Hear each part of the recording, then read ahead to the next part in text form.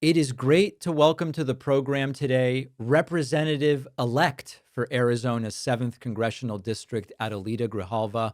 I can't think of a better day to talk to you than today, although any day would be fine, but today's a good day to talk to you because the delay of your being sworn in the House of Representatives is sort of taking on a life of its own Yeah. with conversations and questions as to why are you not being sworn in? Is it about the Epstein files? And there's all of these different questions that I want to unpack with you. So let's maybe start at the top.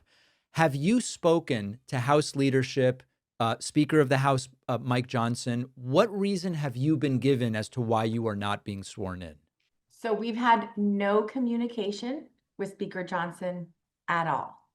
So initially I called and left a message.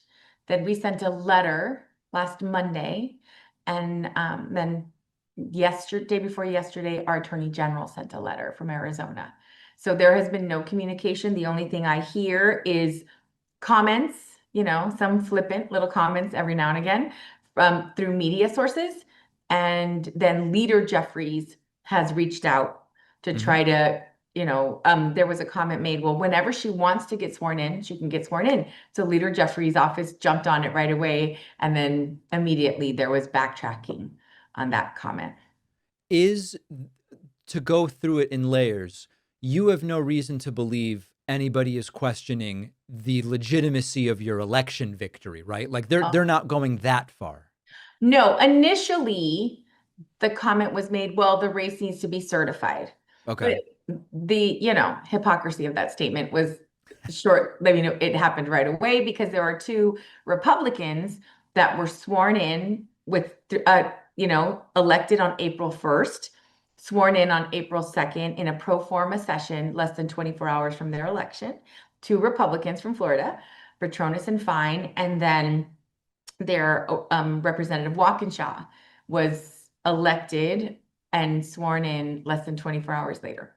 So those are the three that that's sort of the precedent that this speaker has set.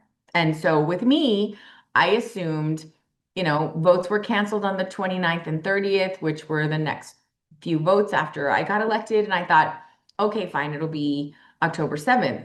This speaker is choosing to close the House, but there is absolutely no reason for the House to be closed right now. And so the excuses are just that. They're just excuses. My race was certified, 70% of the vote, nearly 70%, almost 40 points ahead of my nearest opponent. So there's no argument. I won. Yep. The big question everybody has is whether this is an attempt to delay of signing of the discharge petition with regard to the Epstein files. Now, of course, the speculation is if given the opportunity, you would take every vote and every opportunity to release those files. Is it your intention when you are ultimately sworn in to work for the release of the Epstein files? In other words, are they right that you would vote in that way? Oh, I absolutely would. And I would be the 218th signer, which is the vote needed to, push a vote on the floor over the Epstein files. So initially, it was interesting because on my victory night, like the celebration, somebody came up to me and said, he's not going to swear you in because of those Epstein files. And I thought, oh my gosh, that's a lot of conspiracy theory. But here we are. Yeah. Did not think that this would be on my bingo card to people know me because I'm not working. But yeah, and that's where we are. And I do believe that that's definitely what it is. I mean, if you look at what Trump did during the campaign, he promised on day one that those files would be released. And then I think they got a gander at what was in all of that information Yeah. and thought better of it. And Well, so, Trump started to backtrack even yeah, before winning, where on that infamous Fox News interview, they said MLK files, absolutely. JFK files, absolutely. Epstein files. And Trump said, yes, well, that one's a little different. That told me everything I needed to know about yeah, ultimately he doesn't really want these files out. right. And the public wants them. It's this push for transparency that I think is really important. And also, more importantly, these victims deserve justice. And whomever is implicated in those files should have to deal with the consequences of what they did and the crimes that they committed. And then giving these victims an opportunity to be able to, start to move forward. I mean, I can only imagine how often this comment comes up. And if you are one of the victims, how it has to reopen wounds over and over again that have never healed. Now, the thing I, to be honest, don't really understand, even Marjorie Taylor Greene recently said, eventually you're going to get sworn in and you're going to be number 218 if you want to be. What is the point of delaying what might be, I don't know, a few more weeks or maybe a little longer? Like, what do you believe is the point, since inevitably this is going to happen? Well, I think what has been happening based on comments that have sort of been circulating in the media is that Johnson has taken this time to try to convince one of the four Republicans to withdraw their names. Ah. So in other words, maybe you would be 218, but they could cross someone else off the list and prevent it. You think they have a plan here to actually prevent the 218 from becoming a reality? Oh, I think so. And then this other argument that, well, oversight has the information.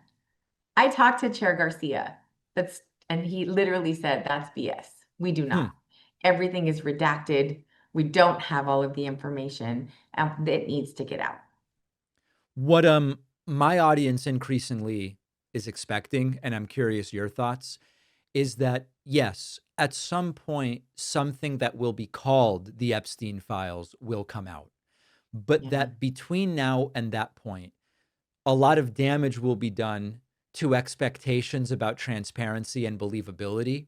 And so that whenever whatever they call the Epstein files come out, will either be so highly redacted or incomplete Yeah. as to be effectively useless, or if the quote real files do come out, Republicans will be ready to say, we don't even really trust that these are legitimate documents. Do you think that either of those scenarios is likely or possible?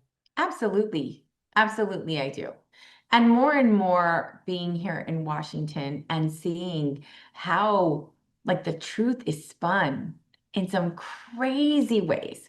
Like myself and members of the Democratic Women's Caucus marched together to Speaker Johnson's office.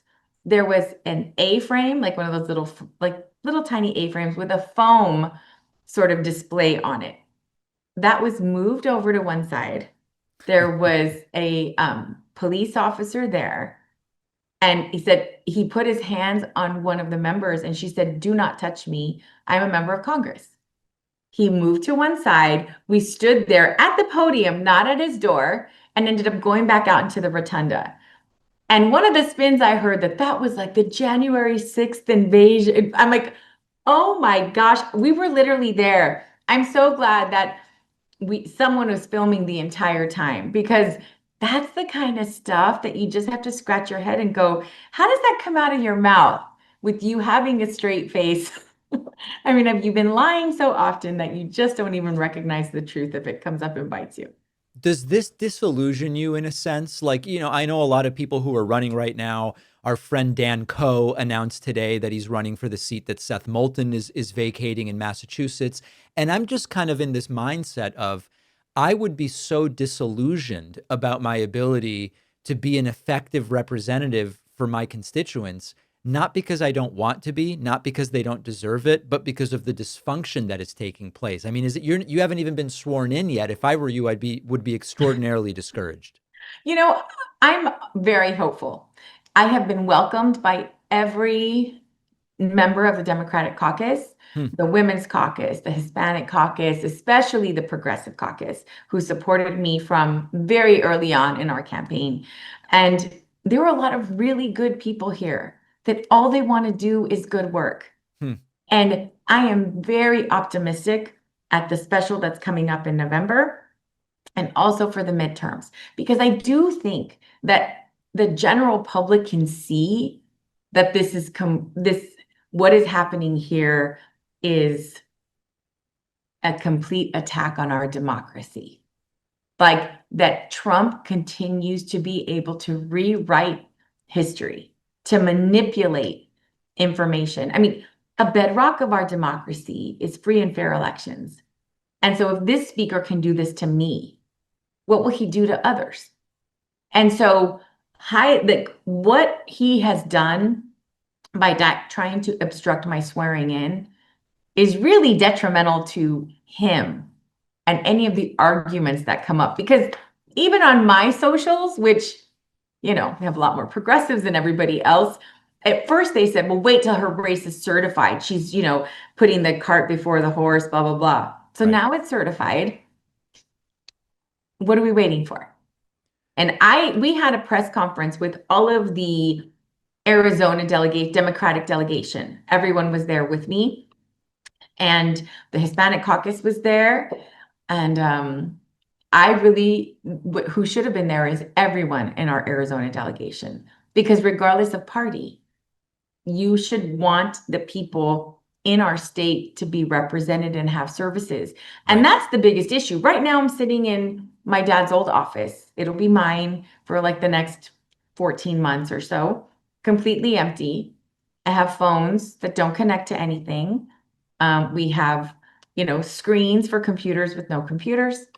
I have a key to a space. That's it. And in district, people are going up to my dad's old offices and pulling on the door asking for help. It breaks my heart that there is nobody there.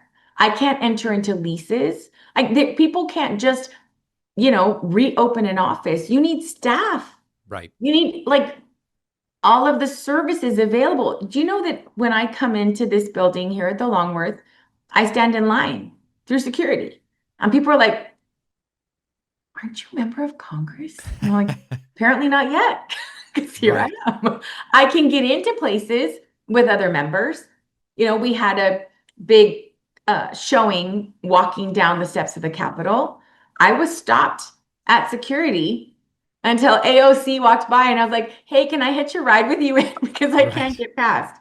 So having to be validated by other members who are so gracious. Everyone has been so kind. Staff has been so welcoming, but it is a reminder every day, every time I leave this building, that I am not a member, Right. not until Johnson does his job.